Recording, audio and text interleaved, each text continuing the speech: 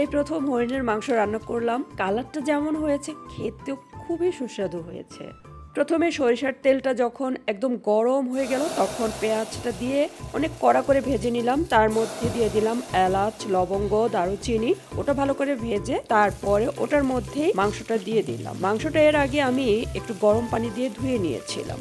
এরপর দিয়ে দিলাম আদা রসুন পেস্ট, জিরার গুঁড়া, শুকনো মরিচ বাটা, হলুদ, লবণ স্বাদমতো। এর মধ্যে আমি কোনো বাড়তি পানি অ্যাড করিনি। কিছুক্ষণ নাড়ার পর এমনিতেই মাংস থেকে পানি বের হয়েছে। তারপর অনেকক্ষণ কষানোর পরে পানিটা আবার চলে গেল।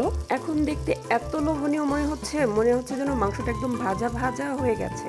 এ পর্যায়ে দিয়ে দিব আগে গরম করে রাখা পানি, কারণ এটা সিদ্ধ হতে অনেক সময় লাগে। যেহেতু আমি প্রেসার কুকারে রান্না করব না, কড়াইয়ে রান্না করব, কারণ কড়াইয়ে রান্না করা মাংস আমার কাছে অনেক ভালো লাগে। হরিণের মাংস রান্না কমপ্লিট। এটা রুটি, ভাত কিংবা পোলাও যে কোনো কিছু দিয়ে খেতেই খুবই সুস্বাদু লাগবে। ভালো থাকবেন সবাই, আল্লাহ হাফেজ।